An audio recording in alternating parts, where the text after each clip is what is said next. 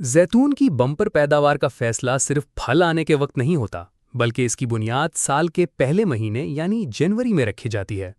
अक्सर काश्तकार सर्दियों में बाग को लावारिस छोड़ देते हैं और यही वो वक्त है जब आपकी एक गलती पूरे साल की कमाई डबो सकती है।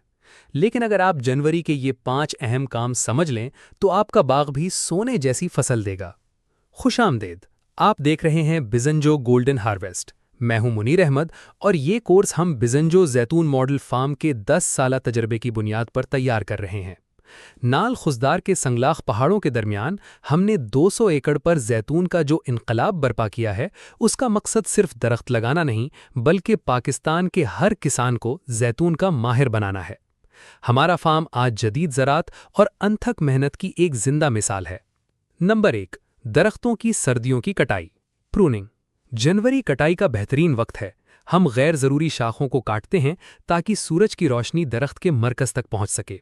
याद रखें, कटाई सिर्फ शाख काटना नहीं, बल्कि दरख्त को नई जिंदगी देना है।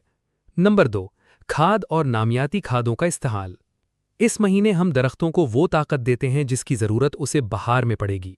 गोबर की गली सड़ी खाद और फॉस्फोरसी खादों का सही तनासुब इस वक्त ज़मीन में जाना ज़रूरी है। नंबर 3, ज़मीन की जुताई और मल्चिंग। ज़मीन की ऊपरी सतह को नरम करना और मल्चिंग करना ताकि नमी बरकरार रहे और जड़ी बूटियां खुराक चोरी ना कर सकें। नंबर 4, सर्दी से बचाव के तरीक़े। शदीद कोहरा छोटे पौधों का दुश्मन है। बिजंजो फार्म पर हम पौधों को ढांपने और हल्की आपाशी के जरिए दर्जा हरारत को बरकरार रखने की तकनीक इस्तेमाल करते हैं। नंबर 5, नई पौधाकारी की तैयारी। अगर आप नया बाग लगाना चाहते हैं तो गड्ढे खोदने और उन्हें तैयार करने का यही वक्त है ताकि फरवरी और मार्च में पौधाकारी मुकम्मल हो सके।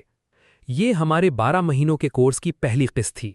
अगर आप चाहते हैं कि आपका बाग भी बिजंजो गोल्डन हार्वेस्ट की तरह कामयाब हो तो इस सीरीज़ की कोई वीडियो मिस ना करें। अभी बिजंजो गोल्डन हार्वेस्ट को सब्सक्राइब करें और कमेंट्स में बताएं कि आपका बाग कितने रकबे पर है। हम आपके हर सवाल का जवाब देंगे।